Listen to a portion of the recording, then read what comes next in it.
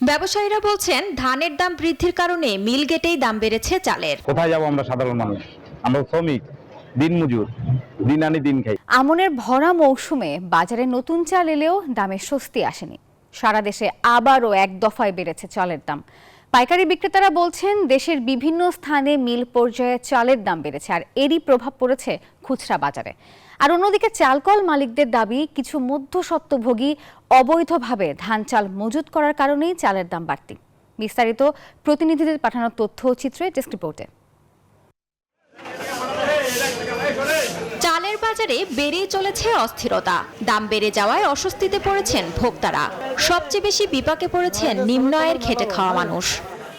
দেশের সিংহভাগ চাল উৎপাদনের জেলা দিনাজপুর। বর্তমানে এই জেলায় খুচরা বাজারে বিয়ার 29 চাল প্রতি কেজি বিক্রি হচ্ছে 62 থেকে 63 টাকা, বিয়ার 28 65 থেকে 67 এবং মিনিকেট চাল 72 থেকে 74 টাকা পর্যন্ত। তবে পাইকারি বাজারে চলতি সপ্তাহে 50 কেজির বস্তায় দাম বেড়েছে 100 থেকে 150 টাকা পর্যন্ত। কোথায় যাব আমরা সাধারণ মানুষ?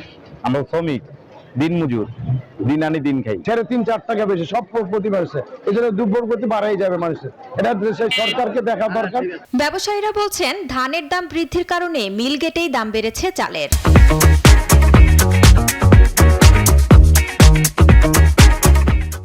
বৈশাখ মাসে ধান না ওঠা পর্যন্ত চালের কমার কোনো সম্ভাবনা আমি দেখছি না আর কি। আর মিল মালিকরা তো এই কথাই বলছে। তবে মিলাররা বলছেন কিছু মধ্যস্বত্বভোগী অবৈধভাবে ধান চাল মজুত করার কারণেই চালের দাম বাড়তি। ধানের দাম 200 টাকা বেশি, সেই তুলনায় চালের দামও পার পেজে 2 থেকে 3 টাকা বেশি। এখানে চালের দাম বৃদ্ধি এই কথাটা বলাটা ভুল। এখানে বলতে হবে যে ধানের দাম বৃদ্ধি প্লাস চালের দাম বৃদ্ধি। দেশের অন্যতম বৃহৎ চালের মোকাম কুষ্টিয়ার খাজানগরের মিলগুলোতে চালের দাম বেড়ে খুচরা পর্যায়ে 5 থেকে 6 টাকা বেশি দামে বিক্রি হচ্ছে। চিকন চালের সাথে পাল্লা দিয়ে বাড়ছে মোটা চালের দামও। চালের অবস্থা খুবই খারাপ। চাল প্রতিনিয়ত দাম বাড়ছে, টানা আটানা করে প্রতিদিনই বাড়ে। বাজার না কমলে তো আমরা এমন অবস্থা চলতে থাকলে তো আমরা না খেয়ে আমাদের মারা যাওয়ার উপক্রম হবে।